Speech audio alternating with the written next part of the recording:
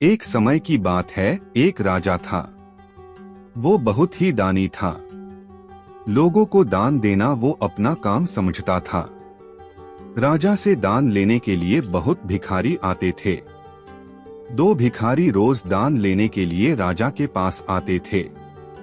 उनमें से एक युवा था जिसका नाम राजू था। दूसरा भिखारी एक बूढ़ा था जिसका नाम माखन था। वो रोज दान लेने के लिए आते तो राजा को भी उनके नाम याद हो गए। अब राजा उनको उनके नाम के साथ बुलाता था। ऐसा करते करते 6 महीने हो गए।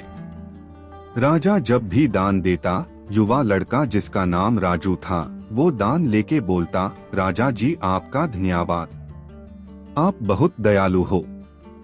जब भी बूढ़ा आदमी जिसका नाम माखन था राजा से दान लेता तो वो परमात्मा का धन्यवाद करता, बोलता, आप महान हो परमात्मा जो इस गरीब पर कृपा करते हो। राजा सोचता, यह कभी तो मेरा शुक्रिया अदा करेगा। बहुत दिन निकल गए। अब राजा को गुस्सा आने लग गया।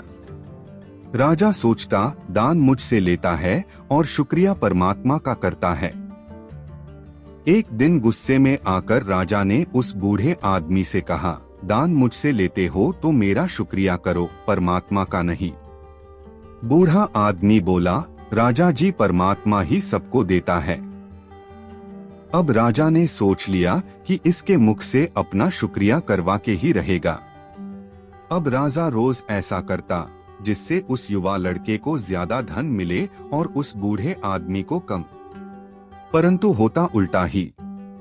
एक दिन राजा ने उस युवा लड़के को एक तरबूज दिया और उस बूढ़े आदमी को पैसे। रामू सोचता रहा कि मैं इस तरबूज का क्या करूँगा। उसने वो बेच दिया और पैसे लेकर घर चला गया। दूसरी तरफ वो बूढ़ा आदमी आया और उसने सोचा, चलो तरबूज लेके चलते हैं। उसको वही तरबूज मिला जो राजू बेच के गया था। बूढ़े आदमी ने तरबूज काटा तो उसको अंदर से सोने की खूब सारी मोहरें मिली, जिससे वो अमीर बन गया।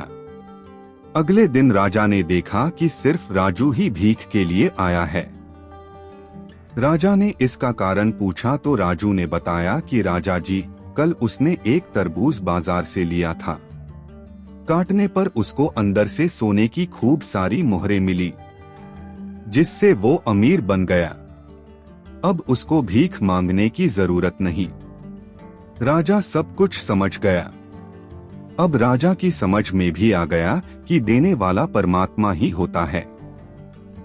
उन्होंने ने कोशिश की थी कि राजू अमीर बन जाए, परंतु हर बार उल्टा ही हो जाता।